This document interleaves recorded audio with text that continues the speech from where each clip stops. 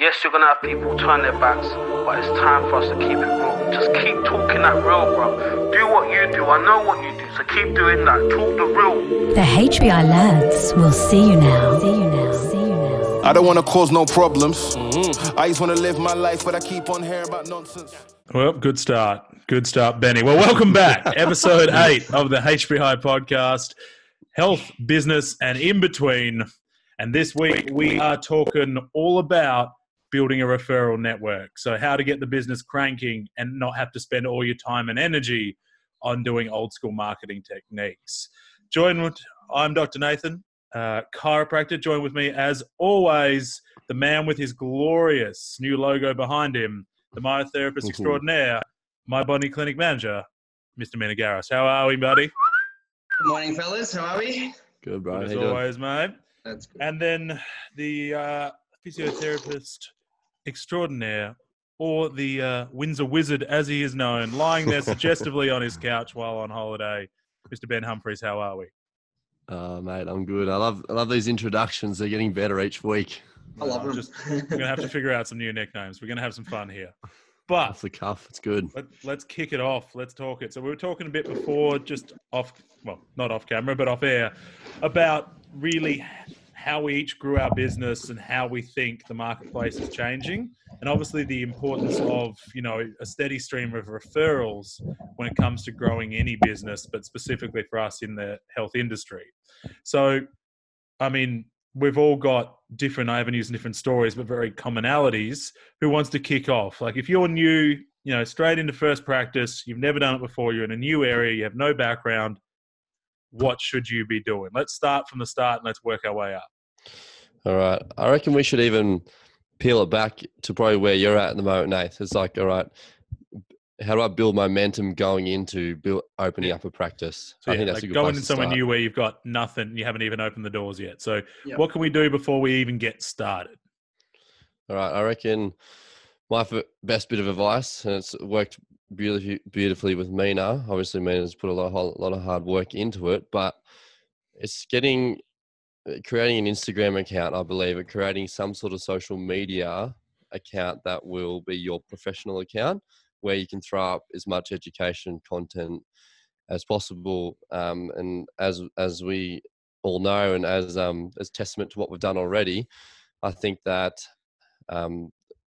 in doing so, you're going to generate a lot of clients because, as Gabe always says, you got to advertise where the attention is. And at the moment, the attention's all on the social media, and in particular, it's on Instagram. And I think before Mina jumps in here, there's an important point there is knowing who your target audience is. Yeah. Because, if your target audience is over 60, you probably aren't playing on Instagram. You've got to find out where they're hanging out. But yeah, like for all three of us, I'd say our target audience is not that dissimilar. And Instagram is the place to be.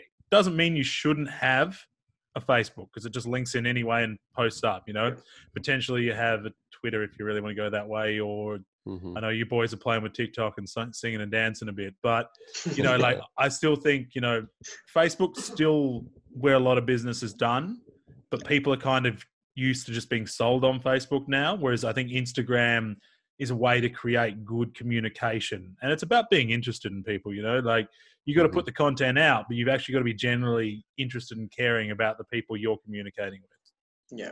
Yeah. And I think there's a few different facets because, Instagram and all that has just helped me get that step over 50%, right? When I kind of started, I said to myself, okay, well, how can I use the people around me right now? So I've got 20 houses in my street. Does everyone know who I am and what I do? So coming into what I'm trying to get to is coming into Bentley is a brand new area for me. So I have literally a government building next door. I've got a row of shops all the way down the street. Make yourself known. That's really, really, really critical thing, right? And using different forms of marketing, whether it's word of mouth, whether it's paid advertisement, whether it's Google SEOs, any of that sort of stuff. But firstly, let people know who you are and where you are. I think that's basically is step one, right? Step two is find out who you are in terms of what you deliver and what you're all about. And once you can't fake that, that's you, you're 100% natural, right? There's so many myos and physios all around. I can't be Ben, I can't be Nathan, but people buy you. That's what they buy. That's right. And I think that's really, really important, really, really critical, especially like me being in this space, especially you, Nath, about to start up in a new area, new state. Yeah. What are some of the things that you're thinking about at the moment, starting fresh? So some things I've already started doing. So obviously anyone who's following along, and if you're watching this, I'm going to assume you're following us on Instagram, or you better be. Damn right. But so what I've already done, so I put out a series of what I call quick fixes. So things that like you turn up to the gym, you're not feeling good in a certain area, and here's some stuff that can get you able to perform quickly. They're very good, dude. The I idea, really like them. Appreciate it, my friend. And so what I've been doing is just retargeting those, because you can target obviously with paid advertising to certain areas, retargeting back that in. So I'm going to be in North Fremantle over in Western Australia with the after February. That's just for Facebook though, yeah? No, this is just on Instagram. So I'm just doing it on Instagram. You can do it there. So basically works the same. I've just targeted specifically within about a 5K radius, specific ages, specific interests like fitness, stuff like that. And then I've paid, like $5 a day, 10 days, and I'm just rolling them back over there. And all I'm looking for is the basics, is like views and profile visits. So what I'm trying to do is, get that early touch point of people having seen my face, That's right. So like, I've seen that guy and I'm trying to get that attention so that when I'm getting closer and we're about to open, I start to actually push an offer, we get a higher level of engagement. Right. Because there's, obviously you've created a few touch points there and you're creating a presence, and that's the beauty of social media, right? You don't have to be there to create a presence. Like you don't have to be there to create rapport with your clients. The fact that you're putting a lot of time and effort into building all your content, all these quick fixes content, which is really good. It's you're helping people before they've even spent $1 on you. You know what I mean? You're providing value to everyone. Right. You're Gary, what does he say? He goes jab, jab, jab, right hook. So currently you're jabbing, you're adding value, and then when you actually get there, you will then put out an offer. Not expecting these people to automatically buy into you because you've already invested a lot of time into potentially helping them, but you're then asking for, right, well, here's the offer. Let's see what happens with this. And as you said, your conversion rate will be much higher with people knowing a little about you, trusting you a bit more, and knowing that you've obviously invested that time and you've done it quite intelligently. Then you'll then geographically relocate. Right, well, I'm moving to North Fremantle, currently living in Geelong. Now I'm going to warm this area up so that time I get there, we can convert. Yeah. And I also, the other thing I've been doing, and I think anybody should do this, no matter how long you've been in business. I think if you're not, it's silly, is I found, all the general local businesses in my area, like you just said, I'm pre-warming up. I followed them. And then so within this, short radius, there's at least 4 to 5 physiotherapists that I think I could do good work with, because I want to build those relationships because they're an important relationship for me. I'm also looking for local myotherapists and then local gyms, because that's my target, right? Those are the networks I tend to work with. And I've already started engaging with those people. And my plan is to pre-engage and then already reach out and just go, hey, I'm going to be back in town because I'm going back for a couple of weeks over Christmas. Let's catch up. If you've got time, I'd love to catch up in advance, find out about you with the guys of just knowing more about them, nothing else. Yeah. And perhaps because I'm going to need somewhere to train, a physio to see and things like that. So I want to make sure it's for me first up, and then potentially we build something that gives back to both of us. Yeah, perfect. So run us through that, I reckon. So, for example, if what would be the advantage of you going into, say, one of their businesses, introducing yourself like Mina's said and done very recently, say, all right, this is who I am, and going in without any expectation. So what's that going to show to the person you're meeting up with? Well, that shows that you're interested in them, because people can tell when you're just trying to get something out of them, trying to sell them. And of course, there's a level there. Everybody knows, and we're always on the defensive, whenever we get something that someone's trying to take something from us. But you can tell when it's an issue. Like I remember trying to build a relationship with a gym it was about South Melbourne, Port Melbourne sort of area when I was still working up that way. Massive 24-hour gym that opened up. It was a really awesome place. And reached out just to come and check it out. And I got there and you could just feel the problem straight away. Like these people had bitten off more they could chew. There was no parking. You know, this place would have, the overhead would have been, and this woman I met, she was lovely, but just the stress, just trying to oversell you on things when all I was trying to do was build a relationship. The whole, like, we had about a 20-minute chat. It was all about how this is the best place ever, best place ever. Everywhere else is bad. Followed by, hey, do I know any other practitioners that want to come and bring their own? Like, they could come here and just bring their patient base here because that'd be good if they had a patient base. And I remember just being like, I need to get out of here. Yeah. And I know this place is going to go under. Yeah. And it went under like 2 months later because they tried to, there was no parking. There's zero parking and it's a 24-hour gym. To make those things run, you got to have like 2,000 members. Couldn't have 5 people come in at once. It was... logistics didn't work. Yeah. You're right.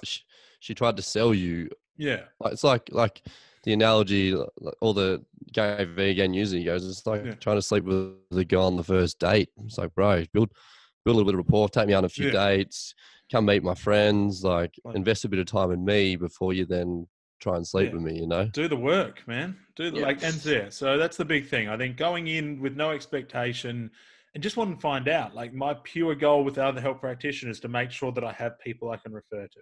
Yeah. And I think the strongest point out of all that is you know what your intention is. And I've actually had a fair few remedial Maya and even actually some physios. Like I'm no marketing king for anything, best of Benny, but you're good, dude. But what I've realized, with people is everything's in here. Yeah. Nothing's on paper. Where's here for people that listening? Right. So everything's in. I don't think they're watching the video. So everything's in their mind. You know, our minds are so easy to be full of clutter and just ideas, but you need to kind of put pen to paper and actually break down your plan and actually stick to that plan and make sure that everything you've factored for is in that plan. So for example, I had a physio and he told me, I want to get more clients. Now, the first question I asked him is, do you have a business plan? Yeah. No. He's opened a business. He's taken over a business. He has no direction, no clue where he's going in the next 3, 6, 12, 1, 2, 3, 4, 5 years. I can tell you now exactly what my next steps are over the next 5 years. Yeah, that's good. Right? So if I have a shit week or my marketing's not going well, I can always go back to my plan and be like, okay, that didn't work. Why didn't it work? And have another look at it. Right? So if there's a plan in place, you won't plan to fail. So structure is critical. And this is a big thing I think people miss out on. To jump on that, sorry to jump over you here, Benny. I think one of the important things about having that plan too is you don't do the classic thing we see with people that are trying to lose weight or dieting where it didn't work for 1 week, so you just shit canned it. Yeah. If you've got a plan, you're like, I'm going to run this for the next 90 days. Then I'm going to assess. So if you run a plan and sometimes you'll see it with marketing, those first 60 days, it's just money down the drain. And you're about to get rid of it. And then suddenly the return just spikes because you had to spend time to get it. And suddenly it's been worth every cent, but you have to give things an appropriate amount of time. Correct. And if you're not in a position to be able to hold out through that time and you need quick wins, then it's probably not the strategy for you. Like pick strategy like ones we talked about that cost nothing. Going and talk to people. Yeah, absolutely. So I think to summarize that, a lot of what you were talking about, Mina, is being like confident in what you can offer and who you are. So, and touching on what Nate's done. So looking at building the rapport first before asking for any sort of transaction. So as Mina said, so having a plan, because it's easy to get flustered, right? I remember when I first did it, bro, like walking around to GP clinics and all that sort of shit. As in like quite a new physio, I was like shit myself every time because I'd walk in there, I'd be nervous, I'd be a bit anxious, I wouldn't have a straight plan, which didn't help. And then of course it's not going to work. Like you're a nervous young dude who's approaching a business that's probably been around for 20 years. Like you're trying to go through reception who don't have a whole lot of pull in a clinic. Interest. And yeah, exactly right. And there's probably people they've been referring to for 20 years. So it's like, how am I going to win that referral over someone who's got, potentially 5, 10, 15 years on me and a potential friendship with the doctor over me? It's like, unfortunately, it's going to be a really hard one to win over. But let me ask you this, though. Do you think doing that was important for your development? 100%, because Exactly. I hate feeling nervous and out of control and a bit anxious, and I hate embarrassing myself. So that was a good turning point for me, because I'm like, wow, I don't do that again, because that was really shit. So I'm going to make sure I go in a bit more well prepared next time. I'm going to make sure I probably ask for a bit of help, say, from people who've done it already, and say, look, what are your best tips for going to approach a GP clinic? It might be like, all right, hit the practice manager, make sure you, try and build a bit of rapport with him or her first, because she's sort of the gatekeeper to the doctors. If you can't get into the practice manager, make sure you organise a time to come back when they will be there. And then from there on out, you might try to do a bit of shadowing with the doctors. You might try and offer a potential in-service, which I've found in the past, which can work, but it's probably not the best option. But it's just trying to... It's an option. Trying to build some rapport somehow as best you can. And you got to get really creative sometimes. Let's double down on this question here. Even though you said you were anxious, you weren't doing the best job, all that, I bet still you would have gotten some referrals from doing it. Yeah, that's right. And because you turned up, and eventually, someone said it today, there's no mistake unless you didn't learn. If you do the same thing twice, then it's a mistake, right? So that's right. By turning up, you got better, lesson. even if you didn't realize it, and eventually it paid up. It's like, I remember there was this thing, there's a chiropractor who's like, this guy's like, I'm about to open my practice, what should I do? He's like, are you residential? He's like, yeah, residential, this area, a lot of families. Like, sweet. Door knock. Like 5K radius, go through the street, door knock, introduce yourself, and thing. And he's like, yeah, you better get used to having a door shut on you a lot.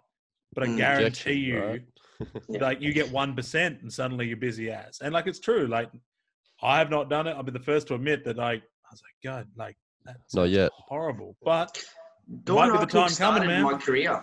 Yeah. Yeah, I saw that post up a little while ago. Tell us, man. Come on, let's put it up. So, when I first became a myo, I had no clientele base. I had no experience. I had no business acumen, and I had no confidence, right?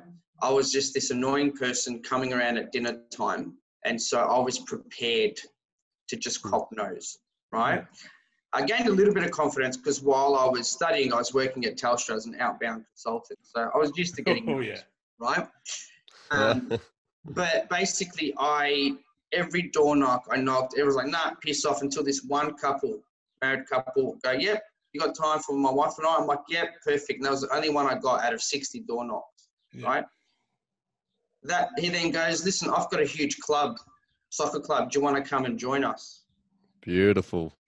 I said, yes. Right? I was at that club for 5 years, right? That's beautiful. I then was massaging the whole entire community. Yeah. Right? From that. That's beautiful. That's like so good. One from 60. And then that's where I found my sporting niche. Right? And then that's when I had another friend go, oh, you're doing all the soccer clubs. I own a gym. Come to the gym. Why are you working there? And then I ended up being in the bodybuilding world because I joined, Next Level Fitness, being the PCA. That's brilliant. And now, like a little bit of a success story from yesterday, I'm now approaching my favourite football team, which is Essendon Football Club. And I'm already starting to treat players from the Essendon Football Club, awesome, which happened How yesterday. Good is that? So Brilliant. I'm ecstatic. Like, just smile from, one ear to the other. So that's right. And that's from the willingness to be rejected. You know what I mean? Like, you're confident enough. Like, you said you weren't confident, right? But you're confident enough to at least do it. You're like, I'm in a position where I potentially don't like my job. I'm unhappy doing what I'm doing, but I would rather be rejected following my passion than continue working the job I'm doing and not love it. How good's that? Oh, like yesterday when this guy messages me back and goes, yeah, I love the treatment. It's absolutely fantastic. Best I've ever had. Bro, you're one of the top 10 players in the whole AFL league. Yeah. Yeah. Won't drop the name just as yet. I'll wait till, Wait till you get some until it's permission. official. But like, look where we are now, all of us. Yeah. You know what I mean? Like, it's just people don't see the hard work that goes into it. People just see the Instagram, Yeah. e-commerce That's right. fame. But you lose 100% of the aim on the shot you don't take. Yeah. And like, Very good. I was chatting with a young lad yesterday here who's looking at moving to Geelong to be a personal trainer. And he's like, do I need to do more education? And so I was like, man, just don't, that old paralysis by analysis thing here. Just get going, man. Just get started and don't care if people say, like, shoot shots. And if people say no, people say no. Like, you're not going to, like, we live in, like, having worked in the third world a few times, no offense to some of the countries I've worked in. Like, when things go bad there, things go real bad. Like here, if something goes wrong, you're probably just staying back at your parents' house for a little bit. Like, it's not that big a deal. There's always a way out. Like, you get in too much debt, It's a safety net. you claim bankruptcy, and you end up starting again, and you make a choice. Like, like we've got a lot of safety nets, but somehow we're really like scared to act. We're risk averse. Because we're conditioned, that way to like fear running your own business, depending on what your childhood was and what your parents do. And everyone around you tells you all the horror stories, never the good stuff. Yeah, and then it's like, man, this is by far the best decision I've ever made in my life. Because what's come from it it's been amazing. All right, that's awesome. So, and it's funny actually. I'm going to jump on while Mina's chatting there. Like, I had a similar experience to Mina with, like, when I moved to Melbourne to get my practice started in Melbourne. My ex-boss was like, "You should go chat to this footy club," and like I avoided it for like 4 or 5 months. I was just like, no, I don't know. And finally one night I literally messaged them on Messenger, this footy club. I was like, hey, we used to do some work with you a few years back. Would you be interested in having me down, having a chat? And they're like, yeah. So I ended up there. It's like 9 o'clock at night on like a Tuesday. There's nobody there, I think. And I'm standing out in the dark. Like, I knock on this door and they open. They're like, oh, hey, how you going? Had a chat. And she's like, let's do something. What do you want to do? And I was like, do you want me to come down? I'll do a talk, or I'll bring a table and I'll do some general sort of evaluation work on the boys and the girls. Like, because they had a women's team as well and the girls. And they're like, yeah, right. And literally for that next few weeks, I did like a pre-training. So I'm like, if you're going to do a talk for a club, get it pre-training because they don't stay around after. Did a 10-minute talk on recovery. Basically, it was just like, here's some information about foam rolling. Here's some information about hot cold. Here's some information about magnesium. Here's some information about what I do. Then I was like, I've got the table there. If you've got anything going on, come over, have a chat to me during training. Did that. And then I had an offer to come in the office they wanted. I literally turned around and suddenly I was seeing like 60 patients a week from like 10 in the space of 3 weeks. I had pretty much the entire, like, to be honest, the women's team much better than the men's team because they're much more likely to take care of themselves. I had the entire women's team in. And then I had all their partners in. And then like I had then all their friends in. And family. And they were coming in hanging out together, just waiting to come and get adjusted. Like, you'd just be the entire team was in there. They were having a good laugh. Everyone was loving it. Yeah. And that's like, it's that gate. Like we talked before about referrals. It's the gatekeeper. If you do the right thing, you do the good work, they all come, like, everyone wants to be around it. Yeah. So And I think as well, don't get too overwhelmed by what everyone else is doing because you kind of don't know how long they've been working it for. Like, I tell comparison's the enemy. Look, it's okay to compare. Depends, just to kind of set yourself in terms of a benchmark. But one thing that Gary Vee says, and I've been telling myself that a lot, is stay in your lane. Yeah. 100%. Right? There's a lot of people flying past you and overtaking you and doing all sorts of shit. That's fine.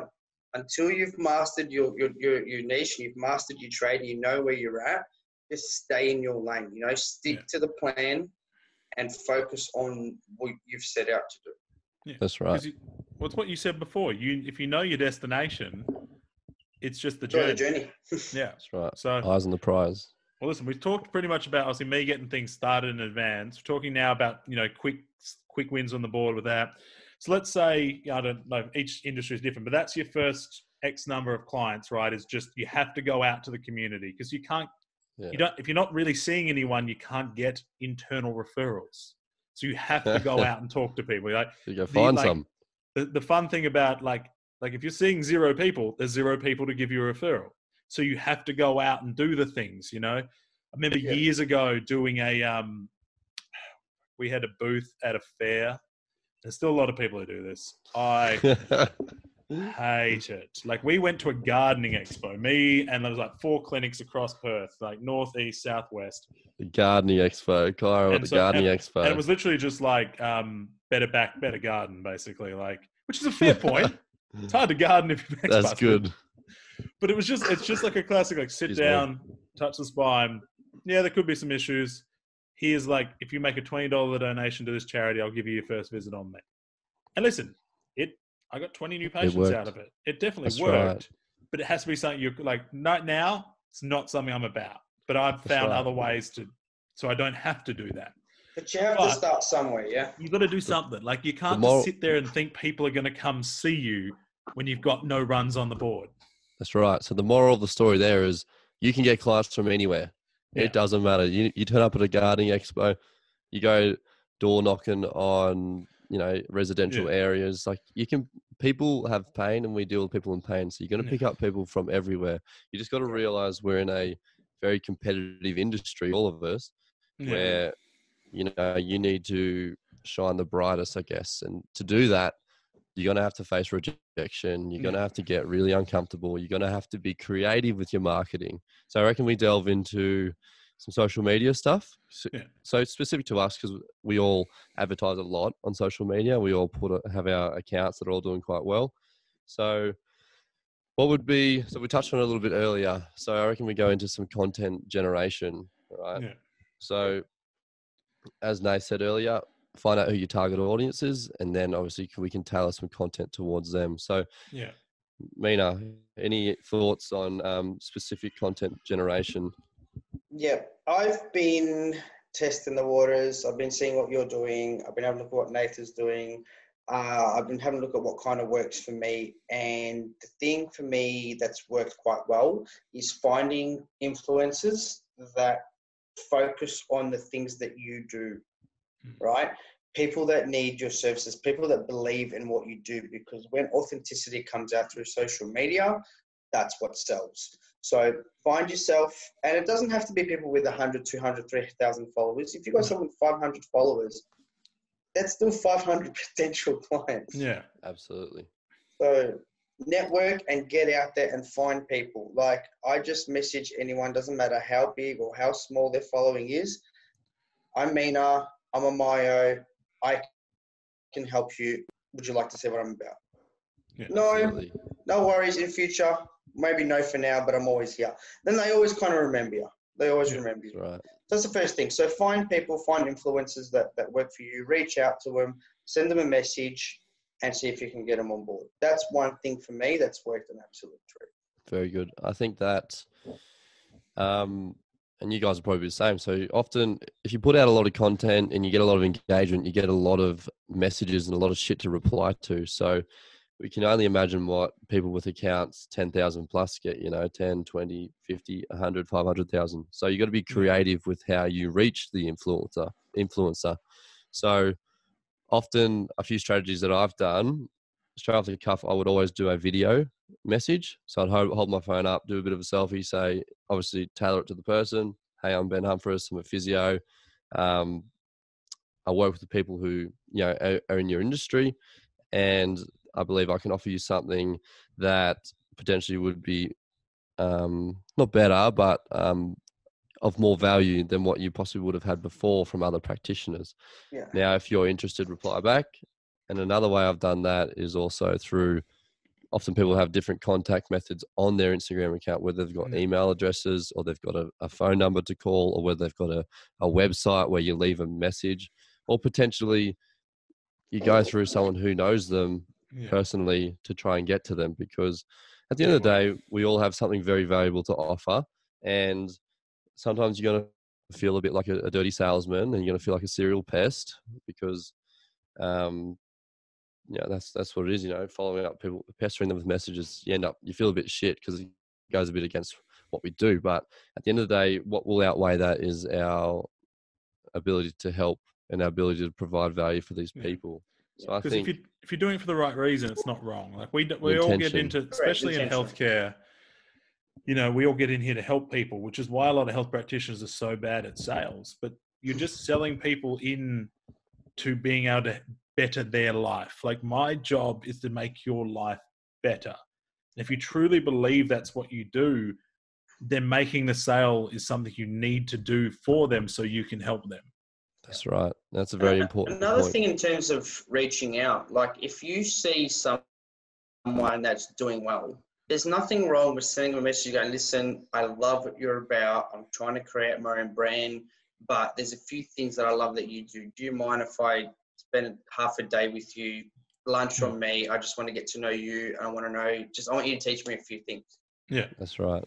100%. And people love seeing other people like get out of their comfort zone and ask people's help. Like it's a great thing.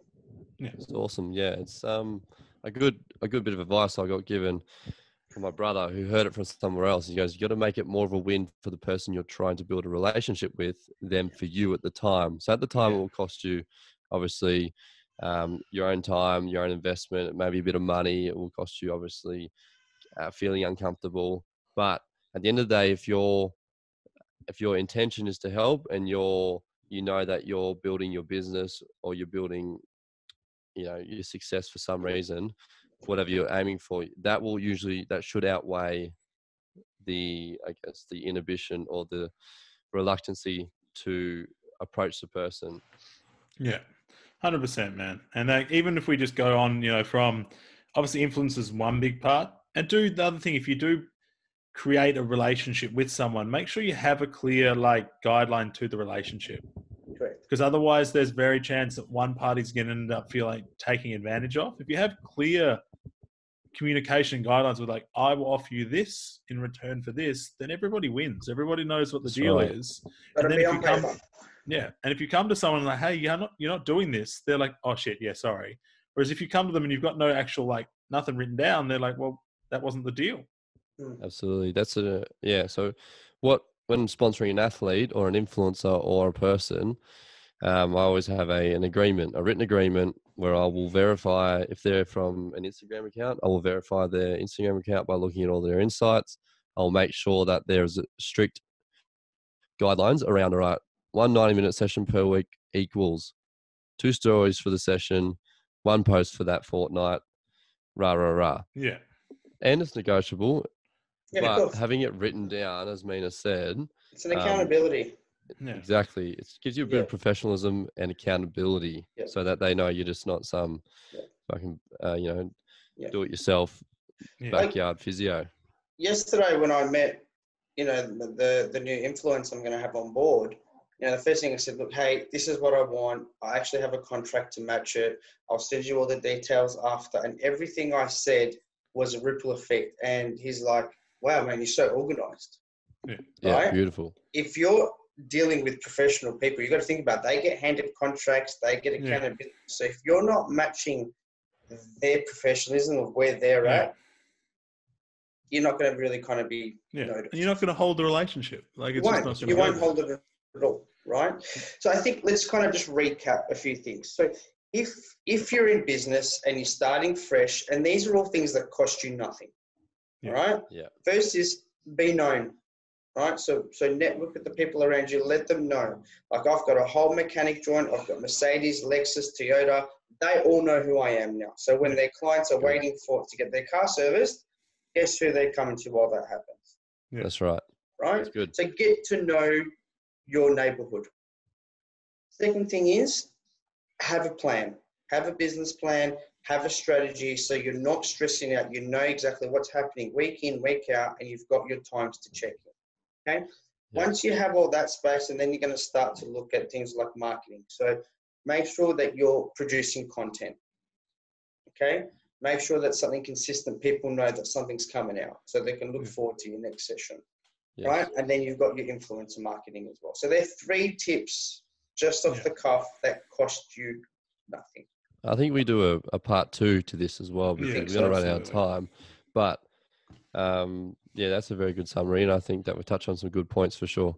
Yeah, I think part 2, let's look at more taking a business to the next level. So this is getting started. What can we do then to maximize the business after that? Good. So yeah, and we'll talk. I mean, we'll talk just briefly here before we go. Let's talk just about putting content, because I think the biggest mistake, and I was here for ages, is people think everything has to be perfect. And I'll tell you what, done is better than perfect. absolutely. Sometimes you just got to put stuff out. Like I was trying to have a flow of like video thing, or like And someone saying that you have to have aesthetics, all this that shit, aesthetics. And I yeah. was just like, you know what you can do? You can put it out there. You can go back later and take it off your feed so that the That's aesthetics looks right. good again. Like, Or edit it. Yeah, Yeah. you can change that shit. Yeah. and you can like, I've got ones I was like, I could have done that better. Well, I'll do it again. That's Like, right. because you got to remember, not just, I've got 2,100 followers. Not everyone sees everything.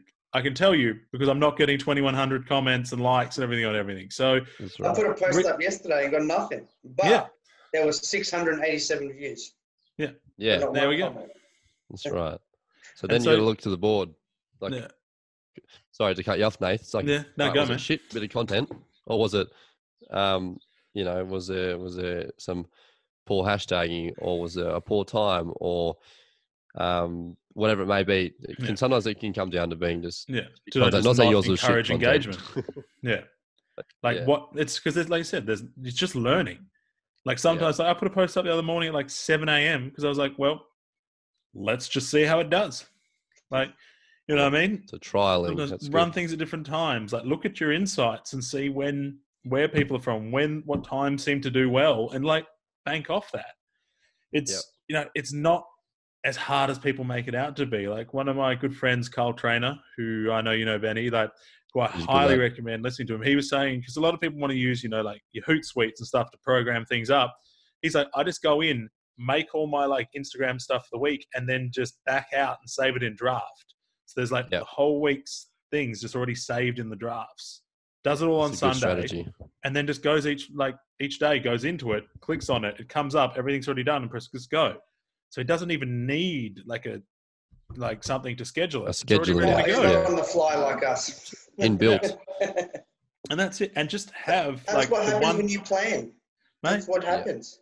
and the number one Definitely thing that right. has really helped my productivity, because I think we might have talked about this in another episode, or I've at least talked about it to you guys before, is your best ideas come at the randomest times. Like usually in the shower, let's be honest, Intuitive. or like in the gym.